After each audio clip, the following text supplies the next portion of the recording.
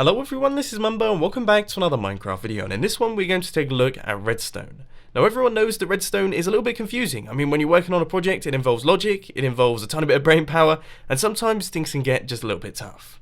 So in today's video we're going to take a look at things that you shouldn't do when working on a Redstone project. I think it should be fairly interesting, so let's crack on. So today I want to start work on something new, a little bit more complicated than my usual. I want to build a fully functional Redstone computer that can run Crysis 3 at 60 frames a second. That's extremely important, whilst also completing my maths homework at the same time. Obviously that has to happen simultaneously, and it has to be able to beat me at chess as well while all of that stuff is happening, and it all has to fit within this area right here. Yeah. Actually, unless some major changes happen in Redstone, you're probably not going to be doing anything like that. Now this may seem like a very obvious one, but you need to make sure that your project is actually possible. Now believe it or not, I have started a bunch of Redstone projects in my time that have in fact been completely impossible, and of course if it is possible, you need to make sure that you actually have the skills to complete it. Right, time to start work on my new Redstone project. I'm in my survival world. I have not planned any of this out in my testing world, but I think what I'm going to do is I'm going to build a 6x6 piston door. Now I've got a few resources on me. You can see I've got 64 bits of redstone, I've got 9 pistons, I've got 2 sticky pistons. I would have thought that would be enough. I've got 1 dropper, bunch of hoppers, redstone torches. I don't actually have a pickaxe at the minute though, so it's going to be difficult to clear out this area right here, because this is where it's going to be going. But I can't imagine it's going to be too difficult. I mean, I'm not certain, but I would have thought it would be easy. It's just a door. Now I know it may seem long-winded, but building a redstone contraption in a creative world before you build it in a survival world is incredibly intelligent, and it's something that I've learned over the years. In survival mode it's very difficult to move, gathering resources is extremely time consuming, and essentially it's a massive pain in the backside. So plan it out in creative mode, get a rough idea of the size of it and also what you're going to need, then hop into your survival world and get down to business. Alright, I have placed in all of the pistons. Yeah, we've got a double extender down at the bottom there, that is all looking good. Yeah, this 3x3, it's all looking perfect. I mean, the framework's in place. Now it's time to actually wire up all of the pistons, and I'm not going to do any research on how these things work or how the piston mechanics happen. I'm just going to do it. Now don't get me wrong, if you're learning Redstone and you want to learn how the 3x3 door works, this is a brilliant mentality. Actually doing it for yourself is going to teach you a lot about how the circuit works. But if you don't want to do that, you just want to build a 3x3 and it needs to fit within a certain area or needs to be nice and fast, you're probably better off just searching a YouTube tutorial, because, let's face it, some of those designs are absolutely fantastic. So after a few hours of hard work, this is my new Redstone contraption. I mean, yeah, it's looking good, isn't it? If I come back to this in a month's time, I'm not going to understand anything that's going on, because of course I've built it all out of dirt, haven't I? Really difficult to differentiate between circuits when everything's made out of dirt, but for now, it all functions well. Yeah, you see there's 2 issues with this redstone contraption right here. Number 1 is that dirt can be picked up by endermen, and that is definitely a big problem, because if an enderman comes along, picks up one of the redstone blocks, yeah, you're going to have a real hard time trying to find that bug. But issue number 2 is the fact that it looks horrendously ugly, and you won't be able to tell what's going on in a couple months' time when you come back to it. So I would suggest building your builds out of wool, because then you'll be able to differentiate between all of the circuits and work out exactly what's going on. This right here is my brand spanking new 3x3 flush trapdoor. Now I haven't tested this thing yet, but when we flick this lever, all of the blocks will go up to the surface, and... oh. Well, that's not meant to happen. I mean, you know, this is meant to be flush with the floor. It hasn't worked. I'm just going to give up on that one.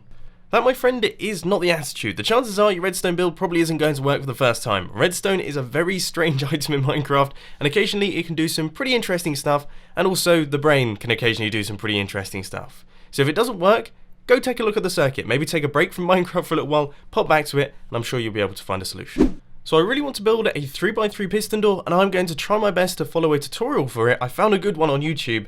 And yeah, I think this is the one that I want to build. So let's quickly press play, and I'm going to do it. So he's just placed in some 2 sticky pistons like this, and then he's placed, I think, like another sticky piston up over here, which seems a little bit strange. A block out the back, sticky piston there. Oh, that's facing in the wrong direction. We need a sticky piston right there, and then yeah, blocks on there. No blocks on their faces. Okay, then we need a block. Oh, this is all getting very confused. We need a block here. I just can't keep up. Now there is a very simple solution to this problem that I'm sure most of you know of, and that is to pause the redstone tutorial. I get a lot of comments on a daily basis from people saying that my redstone tutorials are too fast and they're having trouble keeping up. All you have to do is hit the pause button, you can take your time, you won't get muddled up, and you just construct the redstone that I've constructed between the pauses. It's nice and simple. So I've just constructed this brand new hipster nether cube. As you can see, it's got dispensers, and when we flick this lever right here, it lights up all the nether portals, and then when we flick the lever again, it turns all of them out. It's really cool. In fact, if you take a look at the redstone behind it, as you can see,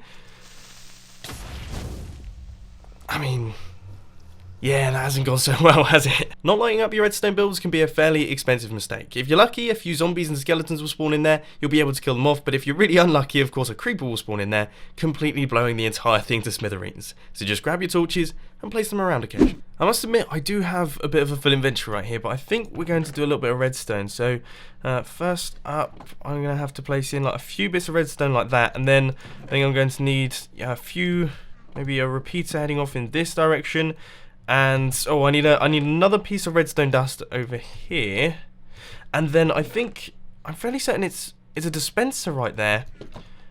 And oh no, I've made a mistake. We need to create a redstone clock. So we need a repeater going back in this direction, and redstone. Yeah, we need redstone somewhere over here.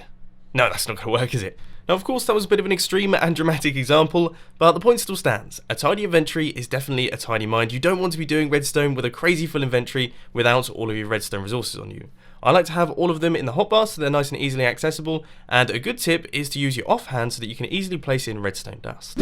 So, I've just finished work on this brand new TNT cannon. Here it is. It's a TNT curve cannon, which means that it actually fires the TNT at an angle.